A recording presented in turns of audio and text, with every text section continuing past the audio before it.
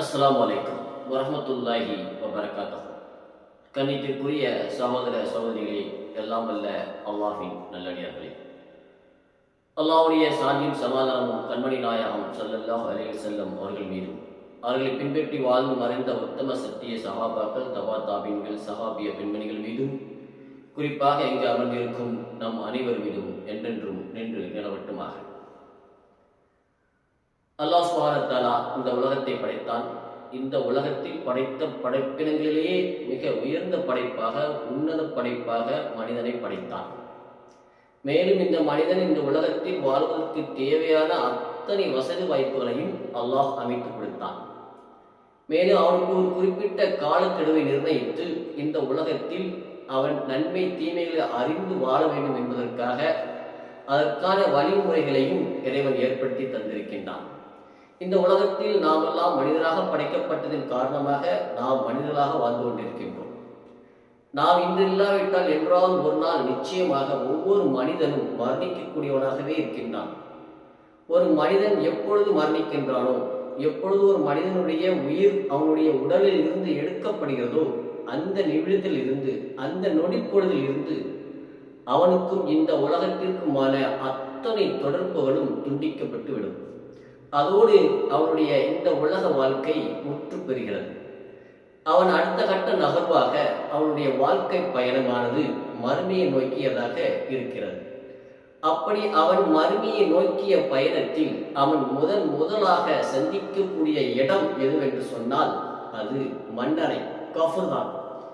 இந்த கஃபருடைய வேதனை என்பது எப்படிப்பட்டது என்பதையும், இந்த கஃபரில் என்ன என்ன வேதனைகள் கொடுக்கப்படுகிறது, என்ன என்ன அவர்களுக்கு சலுகைகள் வழங்கப்படுகிறது என்பதைத்தான் நாம் இன்று பார்க்க இருக்கின்றோம். இந்த மன்னரை வேதனையிலிருந்து முஸ்லிம்களாகிய அனைவருமே அல்லாஹ்விடத்தில் பாதுகாப்பு தேடுவது என்பது மிக மிக அவசியமாகும். ஏனென்றால் நபிகள் நாயகம் ஸல்லல்லாஹு அலைஹி வஸல்லம் அவர்களுடைய பல்வேறு ஹதீஸ்கள் இந்த மன்னரில் நடக்கக்கூடிய, இந்த மன்னரில் நடைபெறக்கூடிய வேதனை பற்றி நமக்கு எச்சரிக்கை செய்கிறது. எனவே முஸ்லிம்களாகிய நாம் அனைவரும் அவைகளை பற்றி தெரிந்து அதிலிருந்து பாதுகாப்பு பெறுவதற்கு ஒவ்வொரு முஸ்லிமே முயற்சி பெற வேண்டும். அல்லாஹ் தன்னுடைய திருமறை சொல்லி காட்டுகிறான், காலையிலும் மாலையிலும் அவர்கள் நரக நெருப்பு மீன் கொண்டு வரப்படுவார்கள். மேலும் நியாய தீர்ப்பு காலம் நிறைவேற்றிருக்கும் நாளில் பிராவுனுடைய கூட்டத்தாரை கடினமான வேதனையில் புகுத்துங்கள் என்று கூறப்படும் என்பதாக அல்லாஹ் 40வது அத்தியாயத்தில் 46வது வசனத்தில் சொல்லி காட்டுகிறான். இந்த வசனத்தினுடைய சாராம்சத்தை பற்றி மார்க்க அறிஞர்கள் விளக்கம் சொல்கிறார்கள். இது முழுக்க முழுக்க மன்னரில் நடக்கக்கூடிய வேதனையை பற்றியே எச்சரிப்பதாக நமக்கு கருத்து சொல்கிறார்கள். இந்த மன்னரை என்பது மறுமையின் முதல் நிலை, மறுமையின் நிலைகளில் முதல் நிலையாக இருக்கின்றது. ஒருவர் மனிதர், இந்த உலகத்தில் வாழக்கூடிய ஒவ்வொரு மனிதனும் மரணிக்கக்கூடியவன் தான். எப்பொழுது அவனுடைய உயிர் இந்த உலகத்தில் பிரிக்கப்படுகிறதோ அன்றிலிருந்து அவனுடைய பயணமானது மறுமையை நோக்கியதாக இருக்கிறது. அவனுடைய மறுமையை நோக்கிய பயணத்தில் அவன் முதலாக அடையக்கூடியது இந்த மறுமைதான். இந்த மன்னரை என்பது மறுமையின் முதல் நிலையாக இருக்கின்றது. இந்த மன்னரையில் ஒரு மனிதன் ஈடேற்றம் அடைந்து விட்டால், அதாவது வெற்றி பெற்று விட்டான் என்று சொன்னால், அதன் பிறகு உள்ளவை எல்லாமே அவனுக்கு இதைவிட எளிமையானதாக இருக்கும். இந்த மன்னரையில் ஒருவன் ஈடேற்றம் அடையவில்லை என்று சொன்னால், வெற்றி பெறவில்லை என்று சொன்னால், அவனுக்கு அதற்கு பிறகு வரக்கூடிய அத்தனையும் இதைவிட கடினமாக இருக்கும் என்று திருமதியில நாம் 2308வது ஹதீஸாக பார்க்கின்றோம். கண்ணியத்திற்குரிய சகோதர சகோதரிகளே, ஒரு அடியான், அதாவது ஒரு மனிதன் மரணமடைந்ததற்கு பிறகு அவனுக்கு என்ன நடக்கும், அவனை சுற்றி இருப்பவர்கள் என்ன செய்வார்கள், அவன் எங்கு கொண்டு செல்லப்படுவான் என்பதை பார்க்கலாம். ஒரு அடியான் ஒரு மனிதன் மரணமடைந்ததற்கு பிறகு அவனை அவனுடைய தோழர்கள், சொந்த பந்தங்கள், உற்றார் உறவினர்கள் எல்லாருமாக சேர்ந்து அந்த மனிதனை குளிப்பாட்டி கஃன் ஆடை அனுபவித்து அவனை சந்தூக்கில் தூக்கி வைத்து சுமந்து சென்று அவனுக்காக சனாச தொழுகை நடத்துவார்கள். பிறகு அவனுக்காக, அந்த மனிதனுக்காக தோண்டப்பட்ட கஃபூரில் மன்னரை வைத்து அடக்கம் செய்து விடுவார்கள். இப்படி அடக்கம் செய்ததற்கு பிறகு என்ன நடக்கும்? அங்கே நிற்கக்கூடிய எல்லா மனிதர்களும் சிறிது நேரம் மரணித்தவர்களுக்காக துவா செய்துவிட்டு அந்த இடத்தை விட்டு கொஞ்சம் கொஞ்சமாக நகர்ந்து செல்ல ஆரம்பிப்பார்கள். அப்போது அவர்கள் நடந்து செல்லக்கூடிய அந்த காலடியின் செருப்பு ஓசையானது மன்னரில் அடக்கப்பட்ட மனிதனுடைய செவியலில் கேட்கும். அவன் அதை கேட்பான், அவன் காதுகளில் அது ஒலித்துக் கொண்டிருக்கும். இப்படி எல்லாருமே அந்த இடத்தை விட்டு போனதற்கு பிறகு மன்னரையில் அடக்கப்பட்ட அந்த மனிதனிடத்தில் 2 வானவர்கள் வருவார்கள். 2 மாணவர்கள் வந்து அந்த மன்னரில் அடைக்கப்பட்ட அந்த மனிதனை எழுப்பி உட்கார வச்சு அவங்கிட்ட கேள்விகள் கேட்பார்கள். அப்படி கேட்கக்கூடிய கேள்விகளில் ஒரு கேள்விதான், இந்த மனிதரை பற்றி நீ என்ன கருதி கொண்டிருந்தாய் என்று முகமது நபி ஸல்லல்லாஹு அலைஹி வஸல்லம் அவர்கள் குறித்து அந்த மனிதனிடத்தில் கேட்பார்கள். அப்போது மன்னரை அடக்கம் செய்யப்பட்ட அந்த மனிதன் இறை நம்பிக்கையாளனாக இருந்தால் அவன் சொல்லுவான். என்ன சொல்லுவான் தெரியுமா? இவர் அல்லாஹ்வின் அடியாரும் அல்லாஹ்வுடைய தூதரும் ஆவார் என அவன் சாட்சி கூறுகிறேன் என்று சொல்லுவான். அப்போது அந்த மனிதர்கள் கிட்ட, அந்த மனுஷன் கிட்ட வானவர்கள் சொல்வார்களா, நீ மட்டும் கெட்டவனாக இருந்திருந்தால், நீ உலகத்தில் கெட்டவனாக வாழ்ந்திருந்தால் அல்லாஹ் உனக்கு நரகத்துல ஏற்படுத்தி இருந்த உன்னுடைய இருப்பிடத்தை பார், உனக்கு நரகத்துல கிடைக்கவிருந்த உன்னுடைய இருப்பிடத்தை பார், நீ நல்லவனாக இருந்ததால் தப்பிச்ச, ஆனால் அல்லாஹ் இதை மாற்றி உனக்கு சொர்க்கத்துல உன்னோட இருப்பிடத்தை ஏற்படுத்தி இருக்கிறான் என்று வானவர்கள் அந்த மனிதனத்தில் கூறுவார்கள். அப்போது அந்த மனிதன் ஒரே நேரத்தில் நரகத்தையும் சொர்க்கத்தையும் செய்வான், பார்ப்பான். அவனுக்கு நரகமும் சொர்க்கமும் ஒரே நேரத்தில் காட்டப்படும். அதுக்கு பிறகு அவனுடைய மன்னரையானது விசாலமாக ஆக்கப்படும் என்று நபி ஸல்லல்லாஹு அலைஹி வஸல்லம் அவர்கள் கூறியிருக்கிறார்கள். அதே நேரத்தில் கண்ணியத்திற்குரியவர்களே, மரணமடைந்தவன் நயவஞ்சகனாகவோ இறை நிராகரிப்பவனாகவோ இருக்கிறான் என்று சொன்னான். நயவஞ்சகனாகவும் இறை நிராகரிப்பவனாகவும் ஒரு மனிதன் மரணமடைந்து விட்டான். அதே போன்று அந்த மனிதனையும் எழுப்பி உட்கார வச்சு அவனிடத்தில் அந்த வானவர்கள் அதே கேள்வியை கேட்பார்கள்.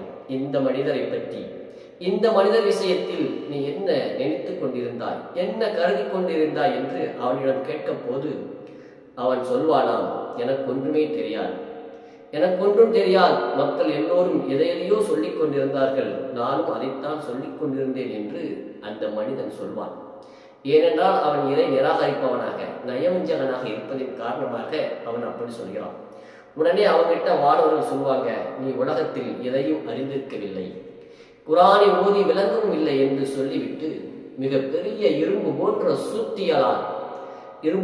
சுத்தியலை எடுத்து அவனை ஓங்கி ஒரு அடி அடிப்பார்கள். அந்த அடியின் வலி தாங்க முடியாமல் அவன் ஐயோ குய்யோ என்று கத்துவான்.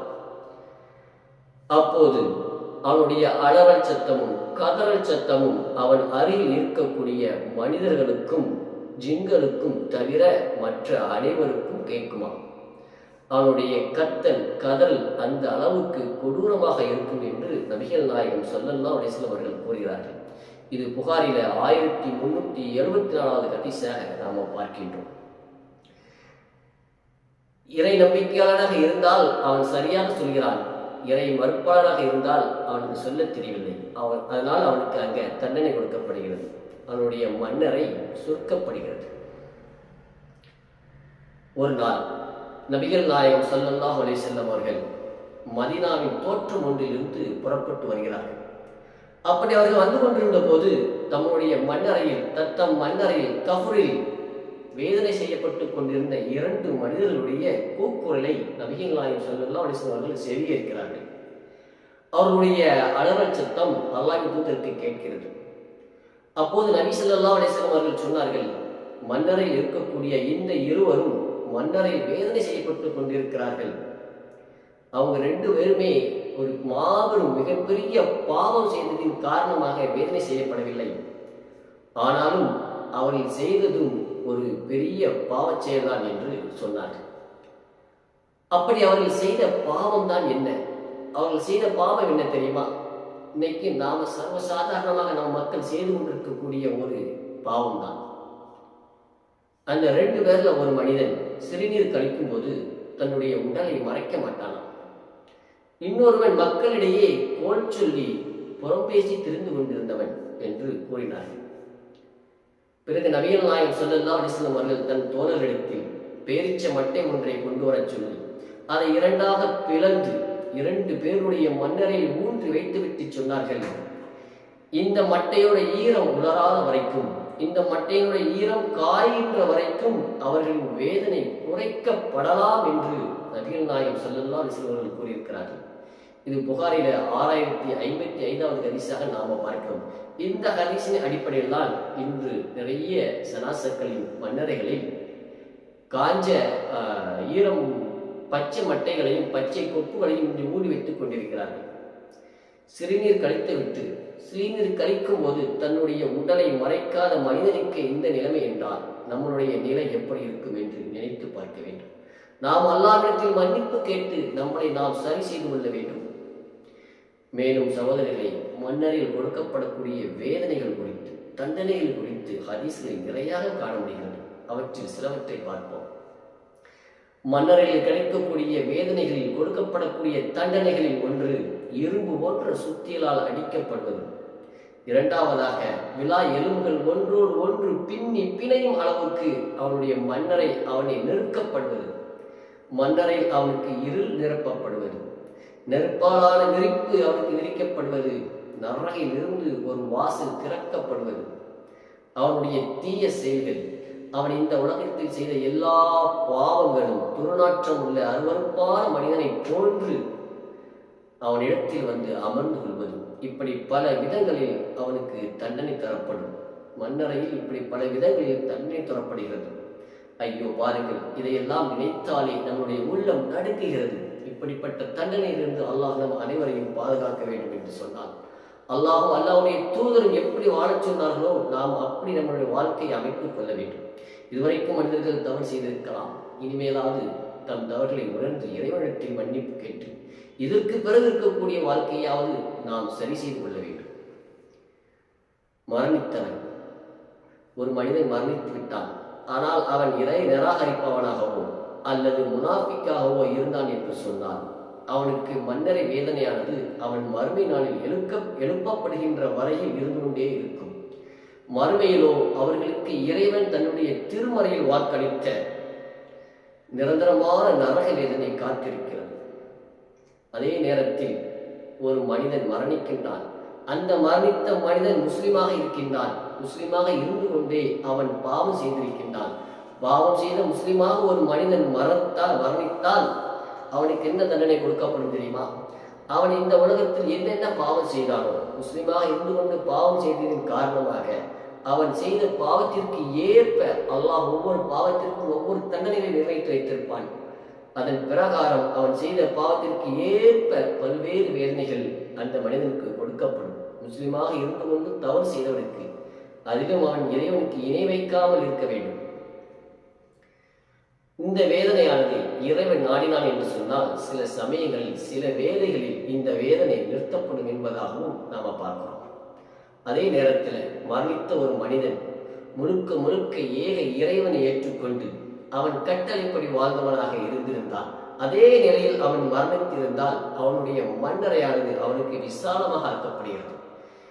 இறை மறுப்பவனுடைய மன்னரை இருக்கப்படுகிறது. இறைவனை ஏற்றுக்கொண்டவனுடைய மன்னரை விசாலமாக ஆக்கப்படுகிறது. அவனுக்கு மன்னரையில் அருள் வாழ்க்கப்படும், அங்கே இருள் வாழ்க்கப்படும்.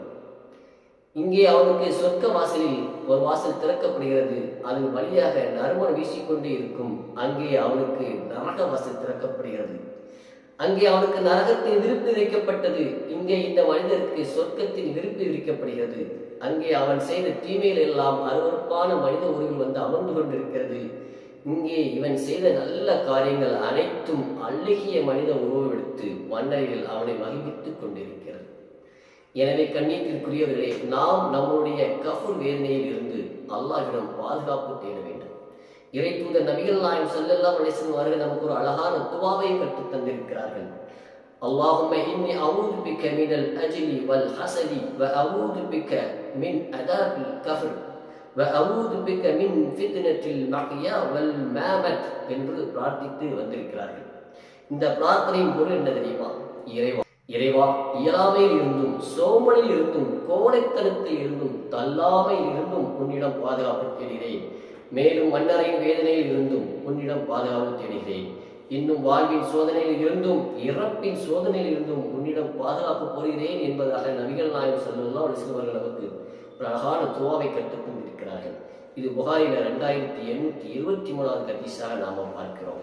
கண்ணியத்திற்குரியவர்களே, நம்முடைய செயல்கள் அனைத்தையும் அல்லாஹ் பார்ப்பவனாக, முற்றிலும் அறிந்தவனாக இருக்கின்றான். எனவே நாம் நம்மளுடைய இம்மை மறுமை வாழ்வில் வெற்றி பெறக்கூடிய நல்ல அமல்களை செய்து அதன்படி வாழ்ந்து மரணிக்கக்கூடிய பாக்கியத்தை அல்லாஹ் நம் அனைவருக்கும் தந்து அருள் செய்வானாக. அஸ்ஸலாமு அலைக்கும் வரஹ்மத்துல்லாஹி வபரகாத்துஹு.